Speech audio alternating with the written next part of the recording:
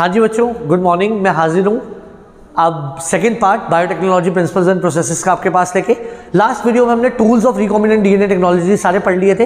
अब हम पढ़ेंगे process of recombinant DNA technology. Process मतलब रिकॉम्बिनेंट डीएनए टेक्नोलॉजी होती कैसे है।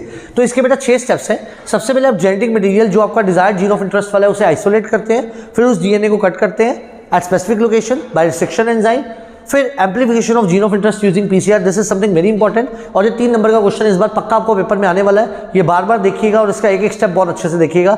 मेरी वीडियो को बहुत अच्छे से ये वाला स्टेप बहुत अच्छे से देखना है। फिर जो आपने रिकॉम्बिनेंट डीएनए बनाया उसको आप होस्ट सेल में इंट्रोड्यूस करेंगे, आपको फॉरेन जीन प्रोडक्ट मिलेगा और लास्ट में आप करेंगे डाउनस्ट्रीम प्रोसेसिंग। सबसे पहले isolation of the genetic material. अब देखिए बेटा, जो आपने जेनेटिक मटेरियल निकालना है, जीन ऑफ इंटरेस्ट निकालना है, वो आप किससे निकाल रहे हैं। अगर तो आप बैक्टीरियल सेल से निकाल रहे हैं तो आपको उसकी सेल वॉल को डिग्रेड करने के लिए कौन सा एंजाइम चाहिए, लाइसोजाइम। अगर प्लांट सेल है तो उसकी सेल वॉल को डिग्रेड करने के लिए यू नीड सेलुलेज। एंड अगर आपको फंगल सेल में से वो जीन ऑफ इंटरेस्ट निकालना है तो यू नीड काइटिनेज एंजाइम। जब आपने उसकी सेल वॉल को ब्रेक कर दिया है तो सेल इज ब्रोकन, तो उसमें से सिर्फ डीएनए नहीं बाहर निकलेगा, उसके अलावा आरएनए, प्रोटीन्स, पॉलीसेकेराइड्स, लिपिड्स सब कुछ बाहर निकलेगा। तो अगर आपने सिर्फ आपको डीएनए चाहिए, बाकी चीजें रिमूव करनी है, आरएनए को रिमूव करने के लिए you need ribonuclease enzyme, proteins के लिए protease enzyme, other molecules are removed by appropriate treatments. फिर उसके अंदर आप चिल्ड इथेनॉल डाल दीजिए, आपने प्रैक्टिकल में भी किया होगा, तो जो प्यूरिफाइड डीएनए है वो प्रेसिपिटेट होके बाहर आ जाएगा। तो this is the method of isolation of DNA. फिर जो डीएनए आपने बाहर निकाला जीन ऑफ इंटरेस्ट वाला, उसे आप स्पेसिफिक लोकेशन पे कट करेंगे with help of which enzyme, restriction enzyme. Restriction enzyme क्या करता है, वो डीएनए को डाइजेस्ट करता है। फिर अब जब डीएनए डाइजेस्ट होगा उसमें बेटा 2 तरह के, एक लार्ज फ्रेगमेंट्स बनेंगे, एक स्मॉल। तो which is the technique used to separate small and large fragments of DNA. तो उसके हम क्या कहते हैं, जेल इलेक्ट्रोफोरेसिस और अगारोस जेल इलेक्ट्रोफोरेसिस। तो ये आप देख सकते हैं, ये आपको पेपर में क्वेश्चन आता है और केस स्टडीज भी इससे बहुत आई हुई है। तो जितना डीएनए का साइज बड़ा होगा, लार्जेस्ट होगा, वो पीछे रह जाएगा, और जितना डीएनए का साइज स्मॉलर होगा वो उतना ही ज्यादा दूर जाएगा।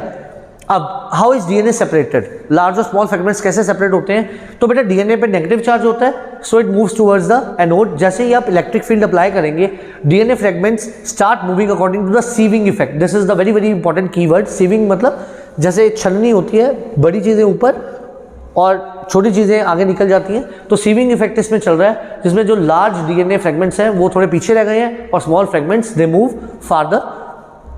ये प्रोसेस आपका प्लाज्मिड डीएनए के लिए भी किया जाता है और वेक्टर डीएनए, दोनों के लिए, क्योंकि दोनों को हमने कंबाइन करना है।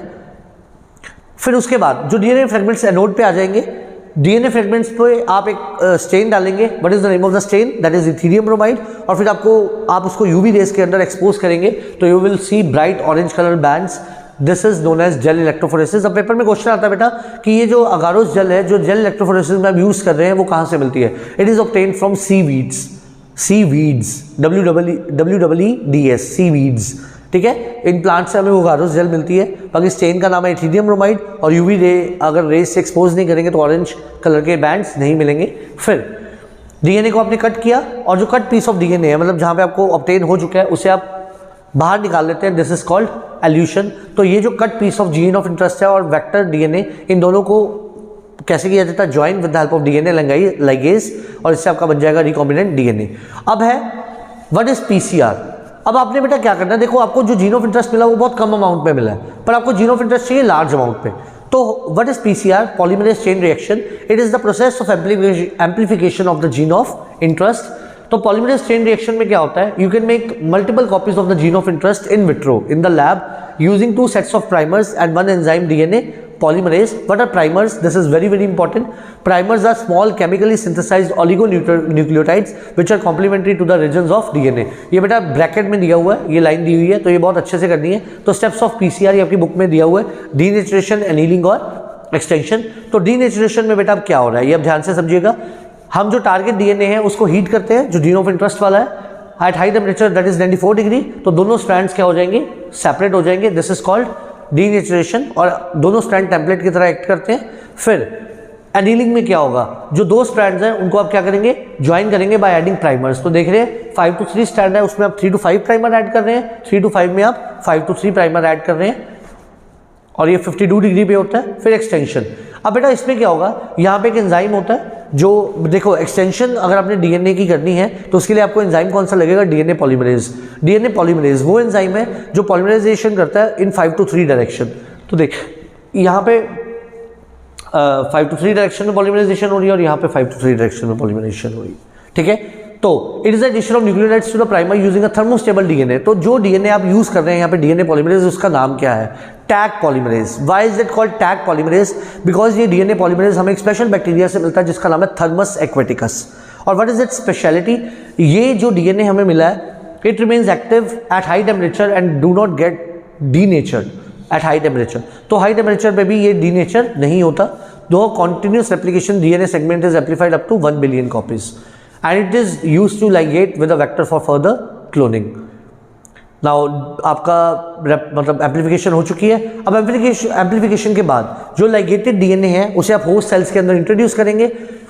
अगर आप इंट्रोड्यूस कर चुके हैं उसकी एम्पिसिलिन रेजिस्टेंट साइट पे, तो वो एक रिकॉम्बिनेंट डीएनए है, वो उसके अंदर अगर इंट्रोड्यूस हो चुका है। अगर वो इंट्रोड्यूस नहीं हुआ तो नॉन रिकॉम्बिनेंट प्लाज्मिड है। और अगर वो सेल्स बैक्टीरियल सेल्स ट्रांसफॉर्म हो जाएंगे तो उन्हें आप ट्रांसफॉर्मेंट्स कहेंगे, नहीं होगा तो नॉन ट्रांसफॉर्मेंट्स। ये मैं आपको बता ही चुका हूँ। ये बेटा वही मेथड है कि बेटा selectable markers they are use to like permit the growth of transformants and eliminating the growth of non transformants. Now next is obtaining the foreign gene product. अब बैक्टीरियल सेल जिसके प्लाज्मिड के अंदर आप gene of interest डाल चुके हैं, अब वो बैक्टीरियल सेल आने वाली अपनी प्रोजेनी में वो चीज़ बनाएगा। तो but how to obtain the foreign gene product? तो अल्टीमेट एम बायोटेक्नोलॉजी का क्या है? आरडीएनए टेक्नोलॉजी का, to obtain the desirable protein. Now what is a recombinant protein? Very very very important question. If a protein encoding resistance, ठीक है, if a protein encoding foreign gene is expressed in a heterologous host, मतलब निकाला कहीं से और डाला किसी और के अंदर, मतलब निकाला सैल्मोनेला टाइफिम्यूडियम बैक्टीरिया के प्लाज्मिड में से और डाल दिया ई कोलाई के प्लाज्मिड में। तो if protein encoding gene is expressed in a heterologous host, it is called a recombinant protein. Cells with foreign genes can be grown in the laboratory और इससे हम डिजायर्ड प्रोटीन बना सकते हैं। और इसके लिए हम एक स्पेशल कल्चर यूज़ करते हैं। This is something very important. बच्चे ये चीज़ें पढ़ते नहीं है पर बहुत ध्यान से पढ़िएगा। हम इसके लिए बेटा जो माइक्रोब है, मतलब सपोज कीजिए आपको बैक्टीरियल सेल्स जिनके अंदर जीन ऑफ इंटरेस्ट, अब आपने पीसीआर के थ्रू जीन ऑफ इंटरेस्ट बना लिए मिलियंस। अब बैक्टीरियल प्लाज्मिड्स में तो मिलियन चाहिए ना जिनके अंदर इंट्रोड्यूस करना है, तो उसके लिए बैक्टीरियल कल्चर आप लार्ज अमाउंट में कहाँ ग्रो करेंगे? Through continuous culture system. What is continuous culture system? जहाँ पे यूज्ड मीडियम एक साइड से ड्रेन आउट किया जाता है और फ्रेश मीडियम ऐड किया जाता है, क्योंकि बैक्टीरियल सेल्स बेटा एक केमिकल कल्चर में ग्रो करते हैं। तो एक केमिकल कल्चर आपको फ्रेश एक साइड से डालना पड़ेगा और ड्रेन्ड करना पड़ेगा दूसरी साइड से जो कल्चर यूज हो चुका है। मतलब जो फ्रेश कल्चर होगा उसमें बैक्टीरियल सेल्स ग्रो करेंगे, फिर जीन ऑफ इंटरेस्ट भी इजीली इंट्रोड्यूस होगा। और जो यूज कल्चर है उसमें बैक्टीरियल सेल्स ग्रो नहीं कर पाएंगे, तो उसको एक साइड से आपको क्या करना पड़ेगा? ड्रेन करना पड़ेगा। तो इस कॉन्टिन्यूस कल्चर सिस्टम का फायदा क्या है?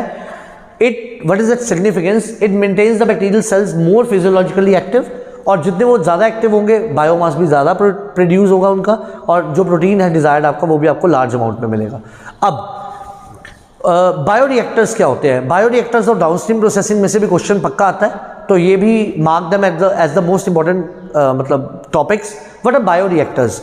बायोरिएक्टर्स वो वेसल्स हैं जिनमें आप रॉ मटेरियल को बायोलॉजिकली कन्वर्ट कर सकते हो into finish products, whether it could be enzymes और any other thing, using microbial plant, animal or human cells. This is the definition which you need to do.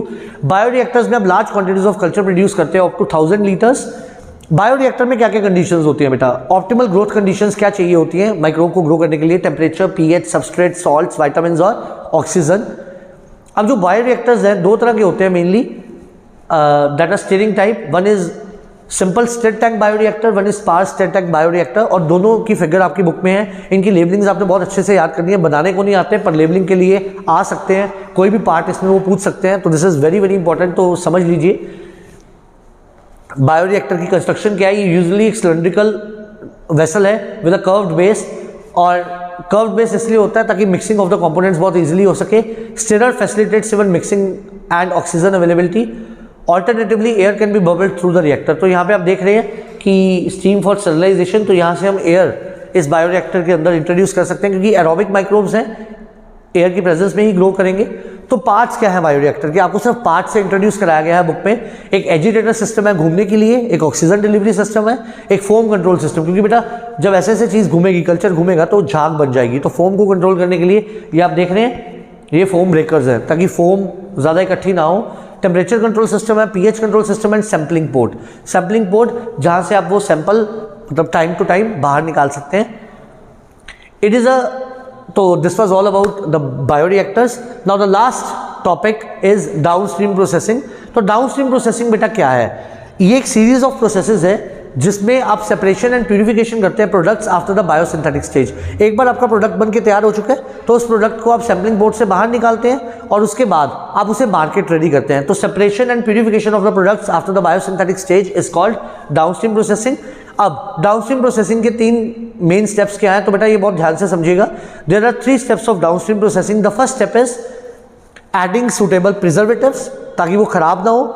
Second, clinical trials of the particular thing which you have made, whether a vaccine, a protein or an enzyme. And the third is strict quality control testing. Quality control testing varies from product to product. तो product to product vary करता है कि quality उस चीज़ की कैसी होगी. ठीक है बेटा. तो इसके साथ ही हमारा ये चैप्टर खत्म होता है, 11th चैप्टर. इसकी वीडियो आज ही अपलोड हो जाएगी और आप लोग उसे बहुत ध्यान से देखिएगा. और साथ के साथ मेरी वीडियोस को लाइक कीजिए, सब्सक्राइब कीजिए और आगे से आगे रेफर करते रहिए. और इस चैप्टर में से इंपॉर्टेंट टॉपिक्स हैं PCR, downstream processing, bioreactors, cloning vectors, उसके अलावा आपका टीआई प्लाज्मिड, क्लोनिंग साइट्स. ठीक है, ये सारे बहुत अच्छे से कीजिएगा. Naming of the restriction enzymes. तो सारे टॉपिक्स बहुत अच्छे से करने हैं और कीवर्ड्स को ध्यान से लिख के आना है. Thank you and all the best.